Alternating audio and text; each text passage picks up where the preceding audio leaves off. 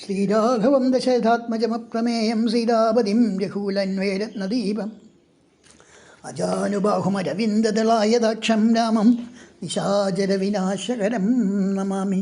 എല്ലാവർക്കും നമസ്കാരം. ശ്രീമദ് വാൽമീകി രാമായണം അയോധ്യാകാണ്ഡത്തിലെ 115-ാം സർഗം. ഭരതൻ്റെ പാതുകങ്ങളെ സ്വീകരിച്ചുകൊണ്ട് അവിടെ നിന്നും പോന്ന ഭരതൻ എങ്ങനെയാണ് തൻ്റെ രാജ്യഭാരം പിന്നീട് വഹിച്ചത് എന്നുള്ളതാണ് ഇവിടെ പറയുന്നത്. അങ്ങനെ ആ രാമൻ്റെ അടുത്ത് നിന്ന് പാതുകങ്ങളുമായി പോന്നു കഴിഞ്ഞാൽ ഭരതൻ അയോധ്യയിൽ നിന്ന് അമ്മമാരെയൊക്കെ അവരവരുടെ സ്ഥലങ്ങളിലേക്ക് അവരവരുടെ ഗൃഹങ്ങളിൽ എത്തിച്ചതിന് ശേഷം ആ മന്ത്രിമാരോടും ഗുരുനാഥനായ വസിഷ്ഠനോടും ഇങ്ങനെ പറഞ്ഞു, ഞാനിനി ഈ ജ്യേഷ്ഠൻ്റെ പാതുകങ്ങളെയും പൂജിച്ചുകൊണ്ട് ആ നന്ദിഗ്രാമത്തിലെ സന്യാസ ജീവിതം നയിക്കാനാണ് ആഗ്രഹിക്കുന്നത്. അവിടെ ഇരുന്നുകൊണ്ട് ആ രാജ്യഭാരം ഈ പാതുകങ്ങളിൽ അർപ്പിച്ചുകൊണ്ട് ചെയ്യാനാണ് ഞാൻ ആഗ്രഹിക്കുന്നത് എന്ന് പറഞ്ഞു. അപ്പോൾ വസിഷ്ഠാദികളായ മഹർഷിമാരും മന്ത്രിമാരും എല്ലാവരും അദ്ദേഹത്തിനെ അനുമോദിച്ചു എന്ന് പറയാണ്. തീർച്ചയായും അങ്ങ് ജ്യേഷ്ഠനോട് അത്യന്തം സ്നേഹമുള്ളവൻ തന്നെയാണ്, അതുകൊണ്ടാണ് അങ്ങേക്ക് ഇങ്ങനെ ചെയ്യാൻ കഴിയുന്നത്.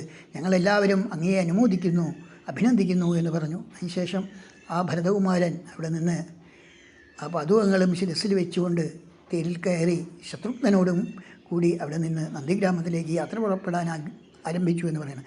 അപ്പോൾ വസിഷ്ഠാദികളായ മഹർഷിമാരും മറ്റ് മന്ത്രിമാരുമൊക്കെ അയോധ്യയിൽ നിന്ന് കിഴക്ക് ഭാഗത്തുള്ള നന്ദിഗ്രാമത്തിലേക്ക് അദ്ദേഹത്തിൻ്റെ മുന്നിൽ തന്നെ പുറപ്പെട്ടു.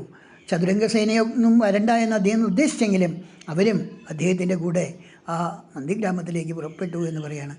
അവിടെ ചെന്ന് മനോഹരമായൊരു ആശ്രമസ്ഥലമുണ്ടാക്കി അവിടെ ആ പാതുകങ്ങളെ പൂജിച്ചുകൊണ്ട് പാതുകങ്ങളെ ഒരു സിംഹാസനത്തിലൊക്കെ ഇരുത്തി അതിനെ ഛത്രചാമരാദികളായ എല്ലാ അലങ്കാരങ്ങളും ഒക്കെ ചെയ്ത് അതിനെ പൂജിച്ചുകൊണ്ട് രാജ്യസംബന്ധമായിട്ടുള്ള എല്ലാ വിഷയങ്ങളും ആ രാമൻ തന്നെയാണ് എന്ന് സങ്കല്പിച്ചുകൊണ്ട് അദ്ദേഹത്തിൻ്റെ പാതുകങ്ങളിൽ സമർപ്പിച്ചുകൊണ്ട് ഒരു ആജ്ഞാനുവർത്തിയെപ്പോലെ അദ്ദേഹം ഭരതൻ അവിടെ രാമൻ്റെ വരവും കാത്ത് ഇരുന്നു എന്ന് പറയാണ്. എന്നാണോ ആ രാമൻ തിരിച്ചിവിടെ എത്തി അദ്ദേഹത്തിൻ്റെ പാതുകങ്ങളെ തിരിച്ചെടുക്കുന്നത്, എന്നാണോ ഈ പാതുകങ്ങൾ അദ്ദേഹത്തിൻ്റെ പാദങ്ങളോട് യോജിക്കുന്നത്, അതുവരെ ഞാനിങ്ങനെ ഇവിടെ ജീവിക്കാനാണ് ഉദ്ദേശിക്കുന്നത്. നിങ്ങളുടെ എല്ലാവരുടെയും സഹകരണത്തോടുകൂടി എനിക്ക് ഈ രാമപാതുകങ്ങളെ കൊണ്ട് രാജ്യഭരണം ഭംഗിയായിട്ട് നടത്താൻ കഴിയും എന്ന് തന്നെയാണ് ഞാൻ പ്രതീക്ഷിക്കുന്നത് എന്നൊക്കെയുള്ള ഭരതൻ്റെ വാക്കുകളാണ് ഇതിൽ പ്രധാനമായിട്ടും പറയുന്നത്. ഇത്തരത്തിലുള്ള ആ ഒരു ഭരതൻ്റെ സങ്കല്പമാണ് ഇവിടെ ഇരിഞ്ഞാലക്കുടയിലുള്ള കൂടൽമാണിക്യ ക്ഷേത്രത്തിൽ ഉള്ളത്. അതുകൊണ്ട് തന്നെ മറ്റു തരത്തിലുള്ള എല്ലാത്തിൽ നിന്നും വിരക്തനായിട്ട് സന്യാസിയെപ്പോലെ രാജ്യഭാരം നയിക്കുന്ന ഒരു ഭരതകുമാരനെയാണ് ഇവിടെ ചിത്രീകരിച്ചിരിക്കുന്നത്. അവിടുത്തെ ഉത്സവകാലം കൂടിയായതുകൊണ്ട് അത് സൂചിപ്പിച്ചു എന്ന് മാത്രം. എന്തായാലും അങ്ങനെ നന്ദിഗ്രാമത്തിൽ രാജ്യഭാരം നടത്തിക്കൊണ്ട് ഇരുന്ന ഭരതകുമാരനെ പറ്റി പറഞ്ഞുകൊണ്ടാണ് ഈ സർഗം ഇവിടെ സമർപ്പിക്കുന്നത്. എല്ലാവർക്കും നമസ്കാരം.